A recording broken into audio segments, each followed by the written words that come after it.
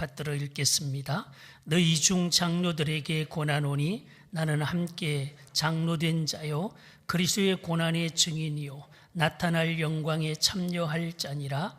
너희 중에 있는 하나님의 양무리를 치되 억지로 하지 말고 하나님의 뜻을 따라 자원함으로 하며 더러운 이득을 위하여 하지 말고 기꺼이 하며 맡은 자들에게 주장하는 자세를 하지 말고 양무리의 본이 되라. 그리하면 목자장이 나타나실 때에 시들지 아니하는 영광의 관을 얻으리라. 젊은 자들아 이와 같이 장로들에게 순종하고 다 서로 겸손으로 허리를 동이라. 하나님은 교만한 자를 대적하시되 겸손한 자들에게는 은혜를 주시느니라. 그러므로 하나님의 능하신 손 아래에서 겸손하라. 때가 되면 너희를 높이시리라. 너희 염려를 다 주께 맡기라. 이는 그가 너희를 돌보심이라. 근신하라. 깨어라. 너희 대적마귀가 우는 사자같이 두루다니며 삼킬 자를 찾나니 너희는 믿음에 굳건하게 하여 그 대적하라. 이는 세상에 있는 너희 형제들도 동일한 고난을 당하는 줄을 알미라. 모든 은혜의 하나님 곧 그리스도 안에서 너희를 부르사 자기 영원한 영광에 들어가게 하시니가 잠깐 고난을 당한 너희를 친히 온전하게 하시며 굳건하게 하시며 강하게 하시며 털을 견고하게 하시리라. 아멘. 우리 좌우에 앞뒤 계신들과 함께 교제합니다. 반갑습니다. 예, 사랑합니다. 축복합니다. 예, 오늘 함께 나누려는 말씀의 제목을 장로의 믿음으로 정리를 했습니다.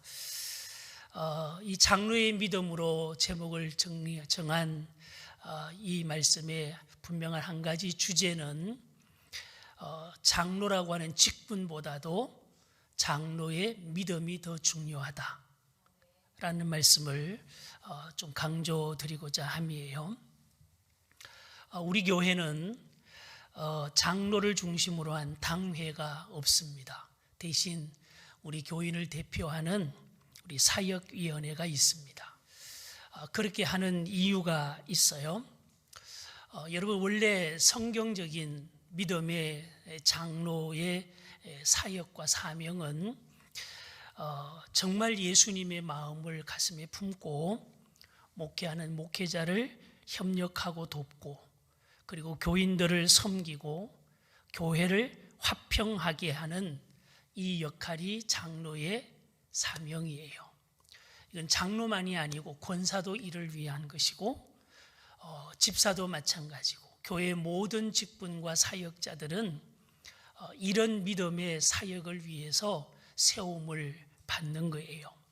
그런데 안타깝게도 우리 교회 역사도 그렇고 적지 않은 교회의 경우들이 장로가 되면 믿음은 무시하고 장로로서의 직위와 그리고 권한을 이용해서 자기 주장을 앞세워요.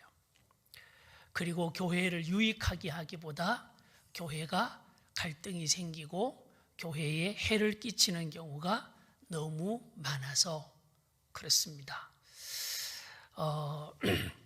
예수님께서 바리새인들의 믿음을 지적을 하시면서 이런 말씀을 하셨어요. 자기들도 천국 못 갈 뿐만 아니라 다른 사람들 천국 가는 것까지도 막아서는 자들이다. 그렇게 예수님께서 비난하신 적이 있어요. 목사님들이 한결같이 경험하는 공통된 경험담들인데 한국교회는 장로가 교회의 가장 높은 직분이라고 인식이 되어 있잖아요.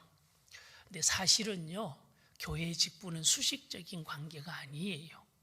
수평적인 관계예요. 근데 한국 교회는 이 권위와 명예를 중요시 여겨서 장로가 최고 높은 평신도의 자리라고 그렇게 착각하는 경우들이 너무 많아요. 그래서 안수 집사 때까지는 정말 순수하게 열심히 일을 해요. 그러다가 장로가 되고 나면 그때부터는 달라지는 거예요. 자기 주장하고 목사에 대해서 반대하는 것이 잘하는 것인 걸로 착각을 하고 교인들한테 막 가르치려고 그러고, 그리고 자기의 권위를 자꾸 세워달라고 그러고, 이래서 교회에 덕이 되지 않고 교회에 불편함이 되는 경우들이 너무 많은 거예요. 여러분, 제가 분명히 말씀을 드리지만 적어도 우리의 소망 하나교회는 직분은 올라가는 것이 아니고 넓어지는 것이다. 다시 말씀드리면 평신도는 자기 믿음 잘 지키면 돼요. 그런데 집사는 자기 믿음만이 아니고 교회를 좀 더 넓게 섬기는 거예요. 안수 집사 권사는 종신토록 교회를 섬기는 일을 위해서 더 많이 섬기는 거예요. 목사는 높은 자리에 있는 자가 아니고 교회의 전부를 다 섬기는 것이 목회의 사역이에요. 저는 제가 여러분에게 이런 강조를 말씀을 드려왔어요. 우리가 예수를 믿는 가장 궁극적인 목적은 교회에서 직분이 높아지기 위함이 아니고 천국 가기 위함이잖아요. 직분은 높아졌는데 천국 못 가면 그건 아무런 의미가 없는 거예요. 우리가 직분을 받는 것은 천국에 갈 수 있는 더 큰 확실한 믿음으로 섬기기 위한 기회를 우리가 받는 것이지, 내 직위가 높아지고 권위가 높아지고 권력이 세지고, 여러분 그거 아니거든요.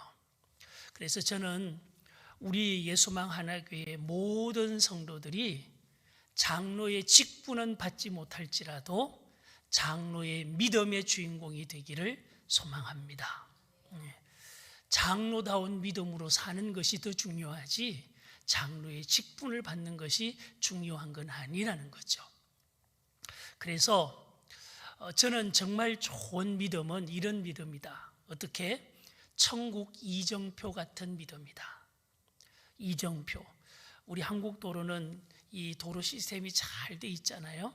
가다 보면 이렇게 그 사거리 거리마다 교회 저기 가는 길에 대한 안내판이 잘 붙어 있죠. 이쪽으로 가면 어디로고, 이리로 가면 어디로고 잘 붙어. 이게 이정표잖아요.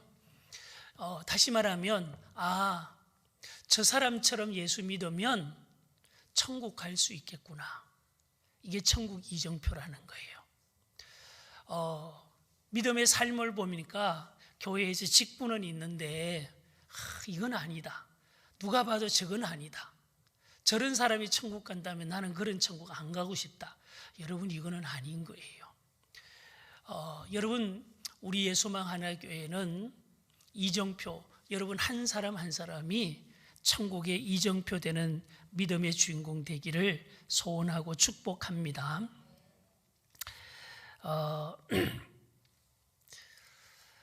오늘 본문에서 베드로 사도를 통해서 장로의 믿음은 이런 것이다 하고 설명을 하고 소개를 하고 있는데, 그 내용을 좀 정리를 해 보시면서 저와 여러분의 믿음을 한 번 더 점검을 하고 장로의 믿음으로 더욱 우뚝 서가는 오늘 축복된 예배 되기를 소원합니다. 자, 그럼 장로의 믿음은 어떤 믿음일까? 이렇게 설명을 했어요. 2절 말씀, 3절 말씀에 보면 이런 거죠. 자, 먼저 첫 번째, 너희 중에 있는 하나님의 양무리를 치되 뭐하지 말고, 억지로 하지 말고 하나님의 뜻을 따라 뭐함으로? 자원함으로 하라. 억지로 하는 것이 아니고 자원함으로 하는 거예요. 신앙생활을 목사 눈치 보면서 하는 거 아니에요. 체면 때문에 하면 안 돼요. 여러분, 이건 아니에요. 제가 우리 교회에 부임을 해서 부임하던 첫 해에 교회 증축을 했어요. 2층짜리 예배당을 4층으로 건축을 했잖아요. 그 시작을 하는데 하다가 진행되는 과정에서 장로님 한 분이 나중에 굉장히 반대를 하고 교인들을 막 선동을 하는 거예요. 알고 봤더니 그렇게 교회 건축을 하면 장로로서 자기가 체면이 있는데 자기도 헌금을 해야 되잖아요. 어느 정도. 근데 그 헌금하는 게 부담스러운 거예요. 안 하고 싶은 거예요. 그래서 그걸 반대를 하는 거죠. 아마 그분이 해도 그거는 자원함이 아니고 뭐 때문에 했을까요? 억지로, 체면 때문에. 여러분, 믿음 생활은 억지로 하는 게 아니에요. 믿음은 노동이 아니에요. 자원함으로. 자, 그 다음에 두 번째로 그 다음 구절을 보실까요? 더러운 뭘 위하여? 이득을 위하여 하지 말고 뭐 하여라? 기꺼이 하라. 산을 따지고 하지 말라는 거예요. 내가 이렇게 하면 사람들이 좀 알아주고 또 교회 인지도가 높아지면 다음에 임직자 투표할 때 내가 표를 더 얻겠지. 아니면 내가 이렇게 하면 내가 더 내 역할이 커지겠지. 여러분, 이런 계산하지 말라는 거예요. 계산하지 말고 기꺼이 하라는 말은 기쁨으로 하라는 거예요. 기쁨으로. 자, 그 다음에 9절 보시면 3절 또 중요한 게 있어요. 맡은 자들에게 뭐 하는 자세? 주장하는 자세를 하지 말고 양무리에 뭐가 되라? 본이 되라. 근데 자꾸 교회가 수직적인 개념으로 생각을 하면 서리집 살 때는 조용했던 사람이 권사가 되고 조금 더 교회 안에서 자기 역할이 좀 많아지고 그러면 자꾸 주장을 하려고 그래요. 이래라 저래라 왜 그러느냐. 아니에요. 여러분, 주방에서 일하시는 권사님들 특히 주방 권세 내 권세 되면 안 돼요. 여러분, 섬기시기를 바래요. 주장하지 말고 본이 되라는 거죠. 제가 다시 한번 말씀드려요. 나도 조금 기회되고 여건이 되면 섬길 수 있으면 저 권사님처럼 저렇게 섬기며 살고 싶다. 부러움의 대상이 되기를 축복합니다. 네. 그리고 이어서 이렇게 말씀을 하고 있어요. 5절 말씀 보시죠. 5절 말씀. 젊은 자들아 이와 같이 장로들에게 뭐하고? 순종하고 다 서로 무엇으로? 겸손으로 허리를 동이라. 왜냐하면 하나님은 교만한 자를 대적하시되 겸손한 자들에게는 은혜를 주시느니라. 어떤 교회에서 이런 일화를 소개를 하더만요. 교회 장로님들이 굉장히 권위적인가 봐요. 근데 요사이 젊은 친구들이 인사 잘 안 하잖아요. 교회 청년들이 장로를 보고 인사를 안 하니까 장로님이 화가 난 거예요. 그래서 청년들 보러 왜 인사 안 하냐? 어른을 보면 인사해야지. 그러면서 가르친다는 명분으로 주장을 한 거예요. 혼내킨 거죠. 청년들이 앞에서는 말을 못하고 뒤에서는 그랬다는 거예요. 장로님이 먼저 인사하면 되지. 여러분, 이런 교회 분위기는 좋은 분위기일까요? 아닐까요? 아니에요. 여러분, 지금 우리 잘 보세요. 베드로 사도를 통해서 장로의 신앙은 이런 거다. 뭐라고 그랬죠? 억지로 하지 말고 자원해서 하고 이득을 위해서 하지 말고 기꺼이 하고 주장하지 말고 본이 되라. 이게 다 겸손이잖아요.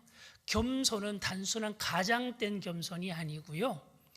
영적인 문제예요. 이타적인 예수님의 영성인 사람은 삶이 겸손해요. 겸손할 수밖에 없어요. 이게 중요한 거예요. 여러분, 우리가 예수를 믿는 것은 교회에 다니는 것으로 만족하면 안 돼요. 제가 늘 말씀드리지만 천국은 직분받아서 가는 것도 아니고요. 교회 다니는 것만으로 가는 게 아니에요. 예수님의 말씀에 의하면 거듭나야 된다 그랬잖아요. 거듭남이 뭐라 그랬어요? 하나님이 지으신 원래의 영성, 하나님의 형상대로 지음받은 영성으로 회복되는 게 거듭나는 거라 그랬잖아요. 그 하나님의 영성은 이기적인 영성이다, 이타적인 영성이다? 완전한 이타적인 영성이에요. 이타적인 영성의 사람은 자기를 주장하는 게 아니라 남을 먼저 배려하는 거잖아요. 이게 겸손이에요. 여러분, 장로의 믿음이 될수록 장로의 믿음은 정말 하나님의 말씀대로 예수님의 마음을 품고 예수님처럼 살아가는 삶이 바로 장로의 믿음이어야 된다는 거죠.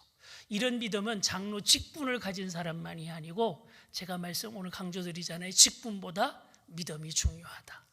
여러분 한 사람 한 사람이 하나님이 보실 때 장로의 믿음 같은 장로의 믿음의 소유자들이 되시기를 축복합니다.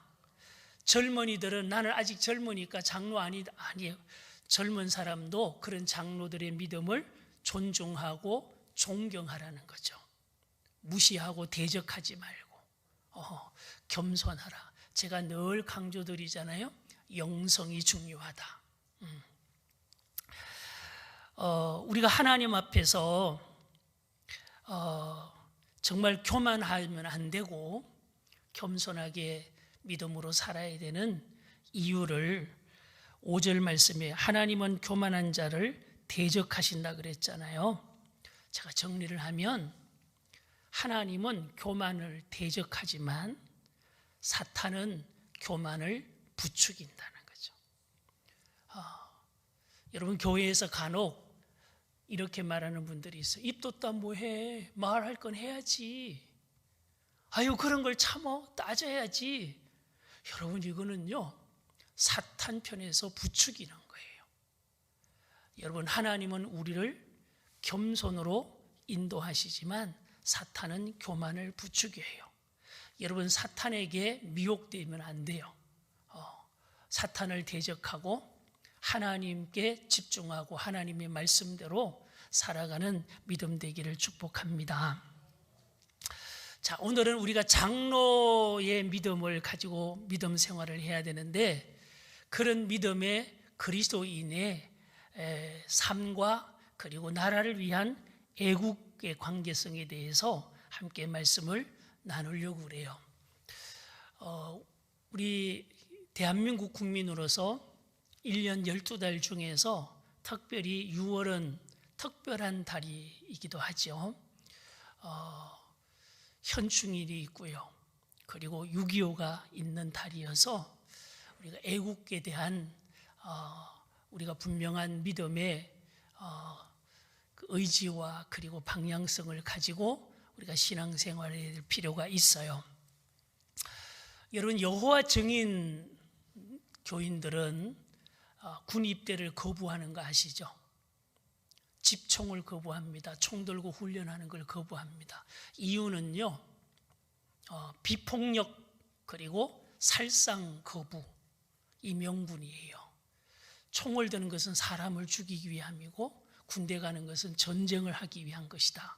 그래서 우리는 비폭력이고 그리고 사람을 죽이는 일은 할 수가 없다. 어떤 경우에도 자기들은 굉장히 성경적이라고 주장을 하고 교리로 만들어서 감옥에 가는 한이 있더라도 자식들을 군대 안 보내는 것이 여호와의 증인들이에요. 여러분, 이게 과연 성경적일까 하는 거예요. 그냥 생각 없이 들으면 그 말도 일리가 있네? 아니에요. 여러분, 성경에 보면 하나님은 그런 것을 강조하거나 조장하시는 분이 아니에요. 물론 하나님은 평화를 위하시고 평화를 사랑하시고 평화를 세우시는 하나님이시지만, 악의 세력에 있어서 악한 세력이 존재하는 이 세상에서 하나님은 평화라는 명분으로 악과 타협하는 것을 금하셨어요. 자, 예를 들면 하나님께서 여호수아를 세우시고 이스라엘 백성들을 가나안 땅으로 인도하게 하셨잖아요. 그리고 하나님께서 여호수아에게 명령하셨어요. 너희는 가나안 땅을 무력으로 정복하고 그리고 그 백성들을 전부 다 소멸시켜라. 왜냐하면 그들은 악한 자들이니까 너희들이 나를 대신해서 그들을 심판하고, 그리고 내가 너희를 위해서 약속한 땅을 차지하라, 정복하라고 하나님께서 명령하셨어요. 근데 이스라엘 백성들은 안타깝게도 두려워서 정복하기보다는 타협하는 길을 선택을 했죠.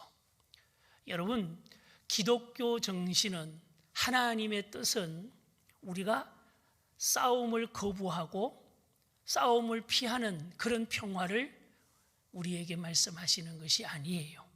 악은 대적하고 의를 세워라. 하나님께서 말씀하시는 거죠. 마태복음 7장에 보면, 마가복음 7장에 보면 고르반이라는 용어를 예수님께서 사용하신 적이 있어요. 부모님을 공경하라는 것이 하나님의 말씀이잖아요. 처음 들으시는 거 아니죠? 예수를 믿는 사람은 부모님을 잘 공경해야 됩니다. 자, 그런데 당시에 바리새인들이 부모님을 공경하라는 말씀을 하려고 하다 보니까 자기 돈이 필요하잖아요. 돈을 쓰게 되잖아요. 그게 아까운 거야. 그래서 자기들을 합리화하기 위해서 고르반, 예물, 다시 말하면 나는 하나님께 드릴 거 다 하나님께 드렸으니까 부모는 공경하지 않아도 된다고 생각하고 주장하는 이 율법주의자들에게 예수님께서 책망하신 거예요. 이런 이 바리새인들이 예수님을 올무에 곤란한 입장에 빠뜨리게 하기 위해서 사람을 보내가지고 이런 질문을 한 적이 있어요. 당시 이 유대인들은 가이사 황제가 지배하는 로마의 지배를 받고 있는 피지배 민족으로서 세금을 내야 되잖아요. 로마에다 세금을 내는 거예요. 자, 유대 백성의 입장에서 로마에다 세금을 내는 것이 기분 좋은 일일까요? 기분 나쁜 일일까요? 기분 나쁜 일이죠. 치욕을 느끼고 그리고 아주 그렇게 세금 내는 걸 어쩔 수 없이 내긴 하지만 내기 싫은 거예요. 그래서 예수님께 사람을 보내서 질문을 해요. 우리가 가이사에게 세금을 내는 것이 옳은 일입니까? 옳지 않은 것입니까? 하고 묻는 거예요. 의도가 있어요. 무슨 의도인가 하면 만약에 예수님께서 세금을 내지 말라 그렇게 얘기를 하시면 이들은 예수님을 뭐로 몰아가려고 하는가 하면 로마 제국에 반역하는 선동자로 몰아가려고 하는 거죠. 그리고 예수님께서 세금을 내라 그렇게 말씀을 하시면 매국노로 몰아가려고 하는 그런 의도를 가지고 예수님께 질문을 한 거예요. 근데 예수님께서 뭐라고 말씀하셨는가 하면 가이사에게 바칠 것은 바치고 하나님께 드릴 것은 드려라 라는, 둘 다 하라는 거죠. 여러분, 이 말씀의 의미는 이런 거예요. 우리는 하나님을 믿으니까 하나님만 바라면 된다. 여러분, 아니에요.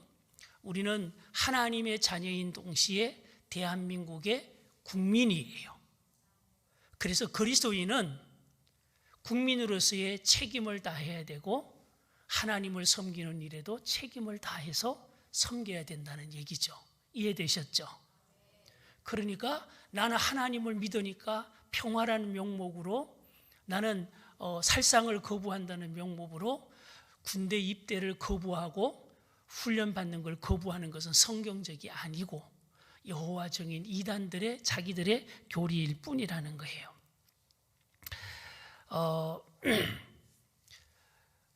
예수 믿는 사람은요, 국가에 대한 책임만이 아니고요, 내 삶의 자리에서 모든 공동체의 책임을 다해야 돼요.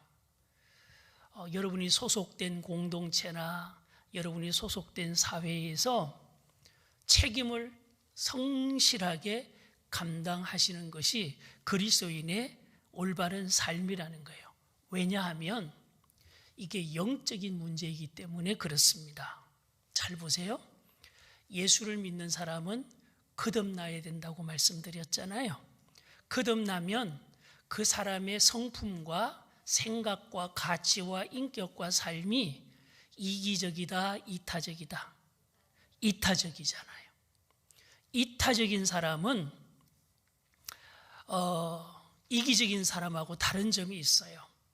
이기적인 사람은 책임은 깊이 하려고 하고 권리에는 집착하려고 하죠. 이기적인 국민이 많으면 세금 내는 사람이 많아질까 적어질까? 돈을 엄청 많이 벌면서 세금을 안 내는 탈세자들이 많잖아요. 여러분, 이기적인 사람들. 교회에서도 보면은요, 책임에 대해서는 외면하고 권리에 대해서는 엄청 목숨을 걸고 집착하는 경우들이 있어요. 이건 아니에요. 여러분, 교회 공동체 구성원인 저와 여러분들은 이 교회를 위해서 함께 책임을 다하고 함께 교회를 교회답게 세워가는 동력자들이 되기를 축복합니다. 이게 그리스도인의 삶의 자세예요. 근데 이타적인 사람은요, 믿음의 사람은 권리에 대해서는 내려놓고 책임에는 최선을 다하는 거예요. 이게 그리스도인의 삶이에요. 여러분, 작은 친구들 친목 모임에서도요, 그리스도인은 책임을 더 먼저 생각하셔야 돼요. 책임을 회피하고 외면하고, 여러분, 그거는 그리스도인의 삶이 아니에요.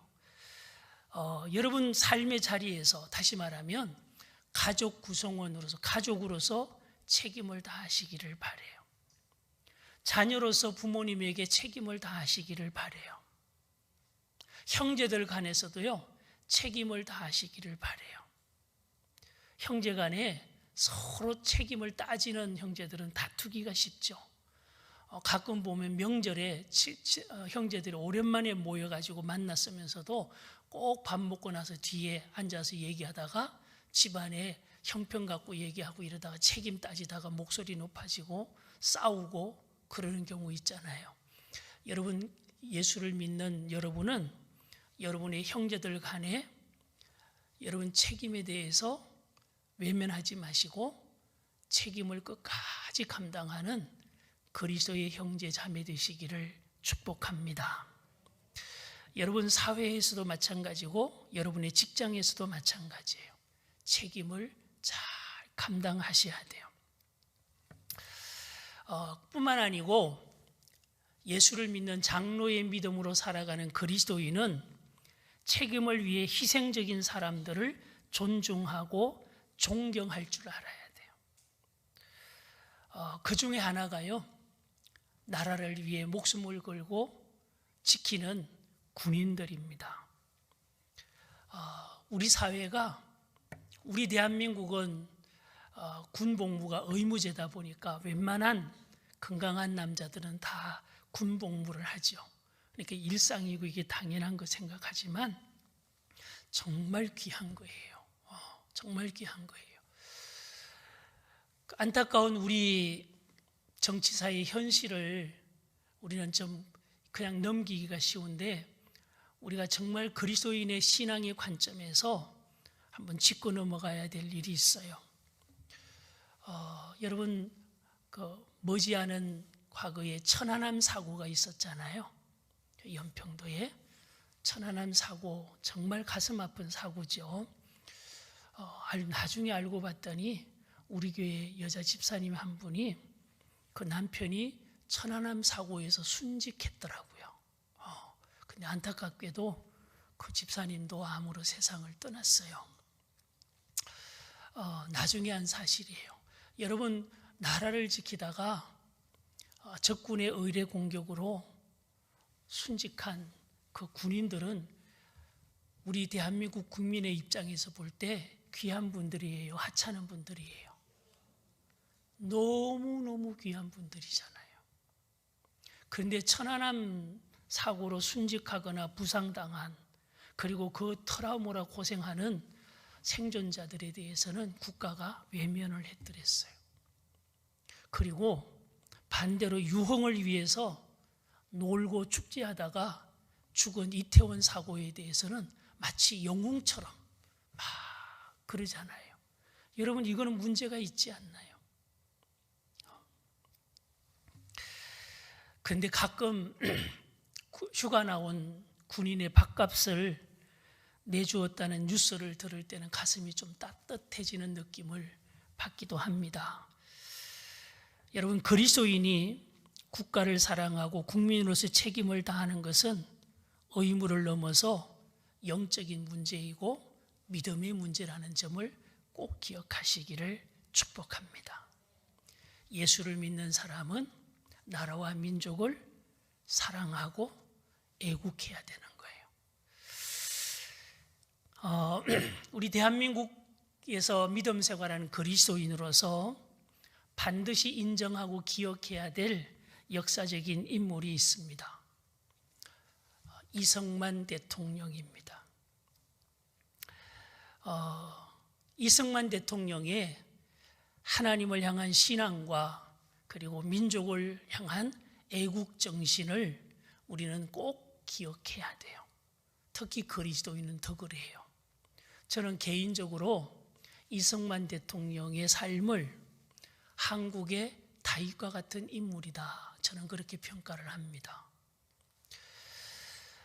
몇 가지 내용을 좀 정리를 해보면 여러분 다 아시는 내용이지만, 첫째는 이승만 대통령의 리더십이 없었다면 지금의 대한민국은 없었다는 점이에요. 그렇지 않나요? 여러분, 과거 역사를 조금만 거슬러 올라가 보면 해방되고 난 후에 남북이 새로운 대치로 있잖아요.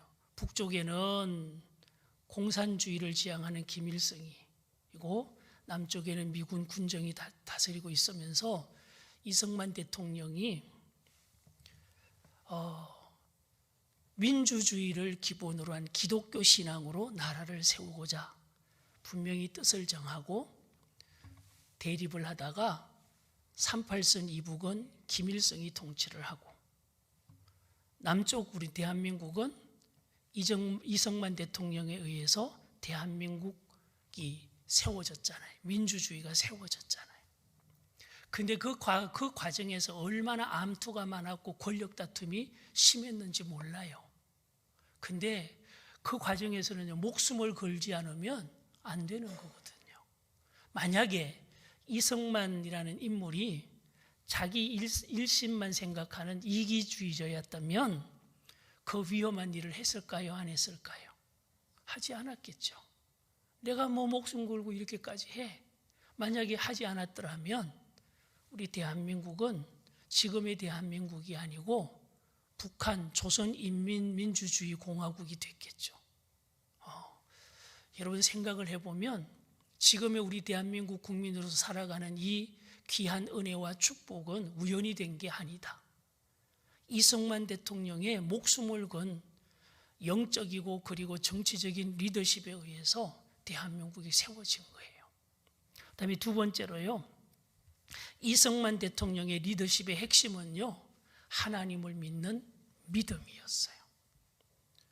정말 하나님을 믿는 믿음으로 나라를 위하고 나라를 세워간 거예요. 여러분, 제가 새벽 예배 시간에 몇 번 말씀드린 적이 있는데, 여러분 6.25가 일어났을 때 낙동강까지 밀려갔잖아요.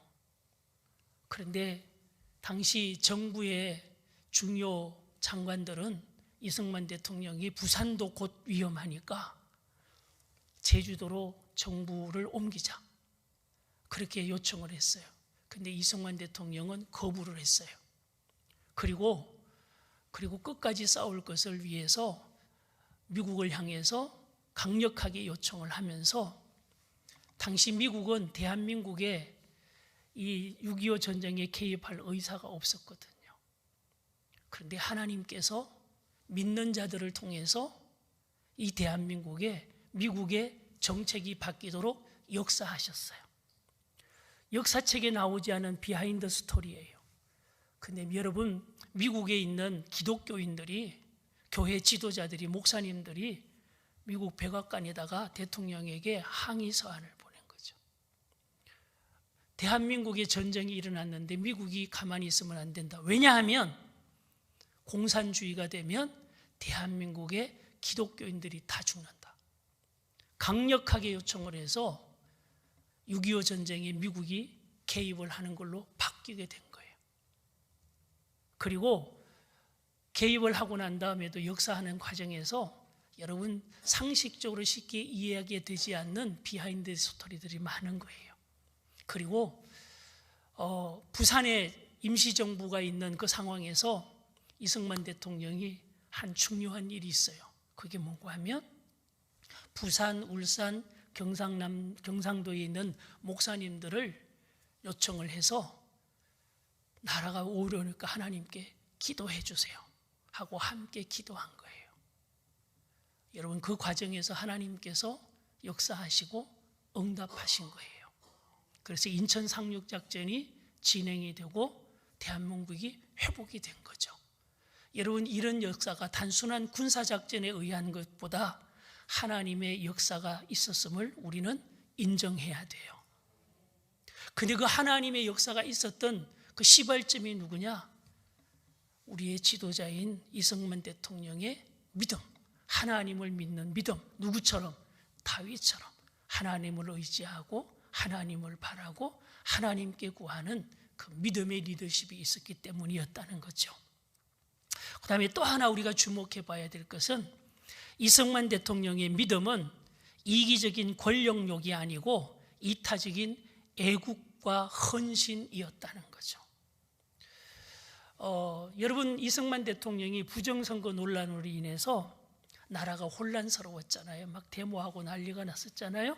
근데 만약에 이승만 대통령이 이기적인 권력자였다면 자기 정권을 유지하고 권력을 유지하기 위해서 지금으로 말하면 계엄령 선포하고 막 데모하는 사람들 때려잡았겠죠.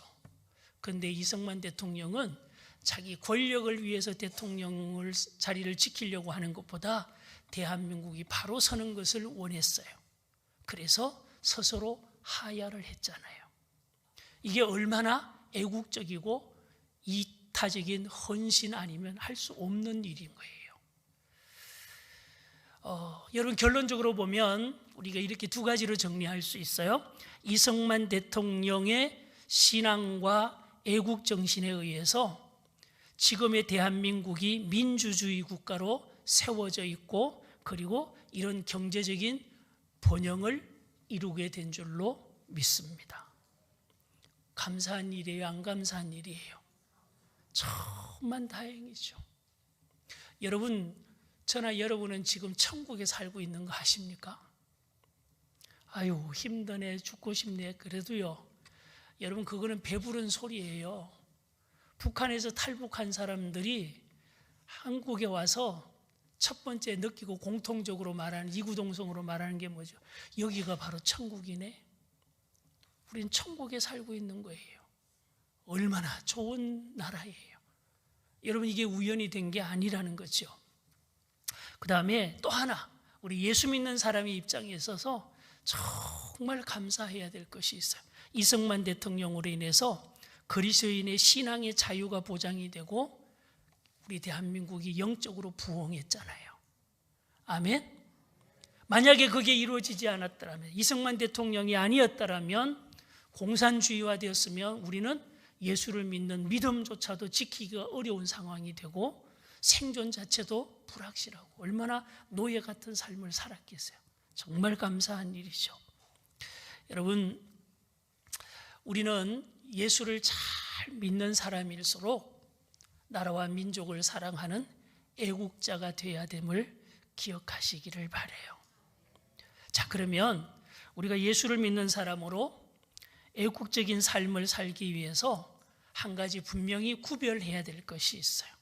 애국주의와 애국신앙은 구별돼야 된다는 거죠. 뭐가 구별돼야 된다? 애국주의와 애국신앙은 구별돼야 돼요. 애국주의라고 하는 것은 배타적인 성격을 가지고 있어요. 나라를 사랑하기는 사랑하는데 우리만 사랑하는 거예요. 이게 애국주의예요. 여러분 우리 대한민국 사람의 입장에서 보면 일본은 기분 좋은 나라예요? 기분 나쁜 나라예요? 에? 일본 그러면 기분 별로 안 좋죠? 왜 그래요? 왜요? 저는 개인적으로요, 일본 사람을 개인적으로 만나본 적도 없고 대화 나눠본 적도 없어요. 일본 딱 한 번 여행만 한 번 갔다 왔어요. 그런데 일본 그러면 왜 기분이 나쁜지 모르겠어요. 이게 다 과거 역사 때문이잖아요. 그렇죠? 과거 역사 때문에 그 감정이 대물림돼서 그런 거잖아요. 자, 그런데 여러분, 애국주의는 이런 거예요. 우리나라를 사랑한다는 그 명분 아래 우리한테 기분 나쁘고 감정 안 좋은 나라는 다 배척하는 거예요. 나쁜 놈들. 그래서 한동안 정치인들이 우리 한국 사람들의, 대한민국 사람들이 이 감정을 건드리는 이익을 보기 위해서 일본에 대해서 좋게 생각하는 그런 것들을 배척한 적이 있죠. 그렇죠? 일본에 대해서 관계 있는 사람이나 일본에 대해서 좋은 감정을 가지고 좋은 관계를 맺자고 하는 것에 대해서 엄청나게 배척을 한 적이 있어요. 여러분, 일본은 두 가지 측면에서 우리 예수 믿는 사람을 생각해야 돼요. 첫째, 우리가 안 좋은 감정을 가지고 있는 것은 현재의 상태예요, 과거의 역사예요? 과거의 역사예요. 과거의 역사를 현재의 진리처럼 우리가 가질 필요는 없다는 거죠. 그다음에 또 하나 더 중요한 거예요. 여러분, 일본은 공산주의예요, 민주주의 국가예요? 민주주의 국가예요. 그러면 우리 그리스도인은 배타적인 관점에서 다른 나라를 보면 안 된다는 거죠. 우리의 감정보다 하나님의 관점에서 보셔야 된다는 거예요. 여러분, 이스라엘 백성들이 하나님 앞에서 착각한 것이 있어요. 하나님의 백성이라고 자부하면서도 뭘 착각했는가 하면 애국주의적인 착각을 한 거예요. 다시 말하면 하나님은 우리만의 하나님, 하나님은 우리만 선택하신, 우리는 선민, 그런 특권의식에 빠져 있었어요. 그런데 여러분, 하나님께서는 이사야서를 통해서 이런 엄청난 핵폭탄 같은 선포를 하셨어요. 제가 그냥 읽어드릴게요. 이사야서 19장 25절 말씀인데요. 이는 만군의 여호와께서 복주시며 이르시되 내 백성 애굽이여. 누구라고요? 애굽이 누구라고요? 누구 백성? 하나님 백성. 내 백성 애굽이여. 내 손으로 지은 아수르여. 나의 기업 이스라엘이여. 복이 있을지어다. 하나님의 관점에서는요, 애굽도 하나님의 백성이에요. 원수였던 아수르도 하나님의 백성이에요. 세상의 모든 열방이 하나님의 백성이에요. 아멘? 예, 이스라엘 백성들의 관점에서는 애굽이 기분 안 좋죠. 아수르는 더 기분 안 좋죠. 바벨론은 더 기분 안 좋죠. 여러분, 요나서 아시죠? 하나님께서 요나에게 니느웨 성에 가서 복음을 전하라 그랬어요. 지금 우리로 말하면 동경에 가서 복음 전하라는 거예요. 기분 좋을까요? 안 좋을까요? 안 좋죠. 일본은 망했으면 좋겠어요, 사적인 감정에서. 근데 하나님께서는 아니, 가라. 그들도 내 백성이니라. 하나님께서 말씀하시는 거예요. 자, 정리합시다. 여러분, 예수를 잘 믿는 장로 같은 믿음으로 사는 그리스도인은 애국을 한다는 명분으로 다른 나라를 내 감정으로 판단할 것이 아니고 하나님의 관점에서 품으시기를 축복합니다. 제가 이렇게 애국신앙을 좀 정리를 하고, 반면에 애국주의가 아니고 애국신앙이어야 되는데, 애국신앙은 악의 체제는 대적하고 생명은 사랑하는 거예요. 이게 애국신앙이에요. 다시 말씀드릴게요.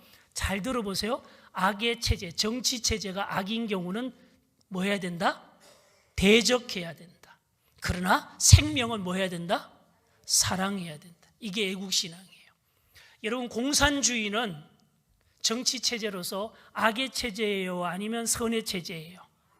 악의 체제입니다. 공산주의는요, 사탄의 영이 지배하는 정치 체제입니다.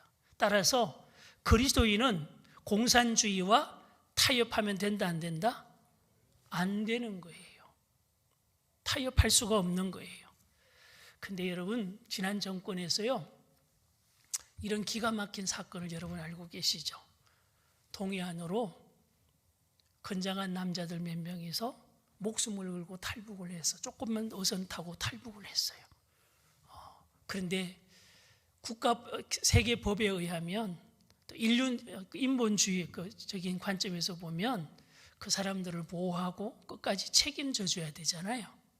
그런데 북한의 정치 체제에 협조하기 위해서 그들을 강제로 판문점으로 북송시킨 사건 알고 계시죠? 이거 잘한 거예요, 못한 거예요? 이건 있을 수 없는 일이에요. 여러분, 북한의 공산주의 체제에 협조하기 위해서 생명을 무시한 거잖아요. 이거는 그리스도인의 신앙의 관점에서는 이거는 반대인 거예요. 여러분, 아니에요. 여러분, 오늘 제가 말씀 쭉 드린 내용을 좀 정리를 하겠습니다. 우리는 신앙생활을 하나님께서 인정하시는 정도의 장로의 믿음이 되시기를 축복합니다. 그 장로의 믿음으로 사는 그리스도인은 애국신앙으로 나라와 민족을 위해서 책임을 다하며 살아야 돼요. 그리고 정치적으로 우리가 분명히 깨어 있어야 돼요. 분별력이 있어야 돼요.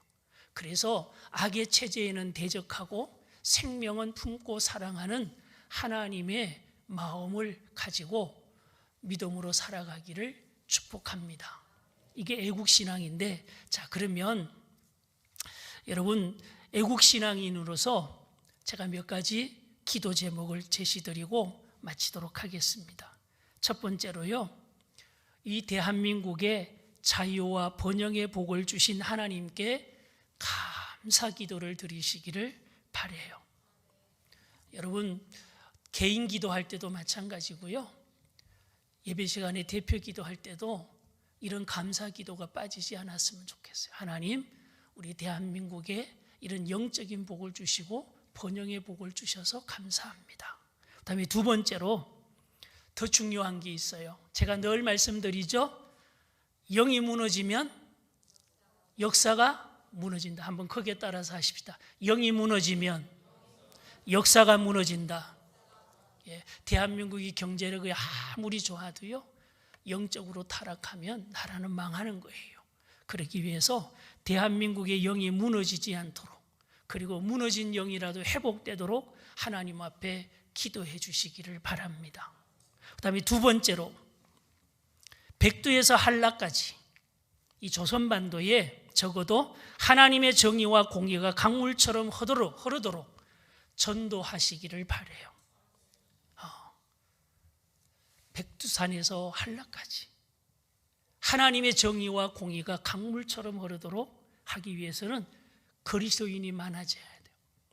저 복음을 전해야 돼요. 그리고 마지막 네 번째로, 대한민국이 영적 청정 지역이 되도록 투쟁하고 기도하시기를 바라요. 우리 좀 전에 우리 김복장 원사님이 기도하실 때도 기도하셨는데, 지금 마치 죄가 진리처럼 둔갑을 하고 죄를 짓는 것이 그것이 의인 것처럼 강요되는 법들이 만들어지고 있어요. 제가 얼마 전에 정보를 들으니까 인천시에서 남녀 공용 화장실을 공식화, 모든 학교와 공공기관에 만들기 위해서 준비를 하고 있다고 하는 정보를 들었어요. 그거는 뭐죠? 남녀 공용 화장실이 왜 필요해요? 동성애를 인정하겠다는 거예요. 성전한 성소수자들을 존중하겠다는 거예요. 여러분, 이거를 어기면 법적으로 제재를 해가는 것이 세계의 추세예요. 여러분, 놀라운 시대에 우리는 지금 살고 있어요. 근데 다행히 반대하는 자들의 강력한 반대에 의해서 그것이 보류되고 취소됐다는 뉴스를 들었어요. 다행이기도 해요. 여러분, 차별금지법이라든지 이런 것들이 제정되면 우리나라는 영적으로 무너지는 걸 감당할 수가 없어요. 얼마 전에 학교 한 선생님이 이런 제보를 했어요. 학교에서 학생들이 복도에서 좀비처럼 걷는 애들이 술 취한 줄 알았대요. 술 취한 줄 알았대요. 그래서 처음에는 술 취한 줄 알고 너 술 마셨냐고 조사를 해보고 술 냄새도 안 난대요. 알고 봤더니 아이들이 마약을 한 거예요. 아이들이 이 SNS로 조금만 돈 주면 어디서나 아이들은 마약을 살 수 있고 마약을 몰래 부모 몰래 지들끼리 한다는 거예요. 여러분 지금 우리 사회가 무서워져 가고 있어요. 여러분 우리가 하나님 앞에 이런 것들이 인권이라는 명분으로 죄가 진리처럼 강요되는 사회를 우리는 막아야 돼요. 우리 대한민국이 영적 청정 지역이 되도록 우리 그리스도인들이 깨어 있어서 때로는 투쟁해야 되고 하나님 앞에 기도하며 의의 파수꾼이 되기를 축복합니다.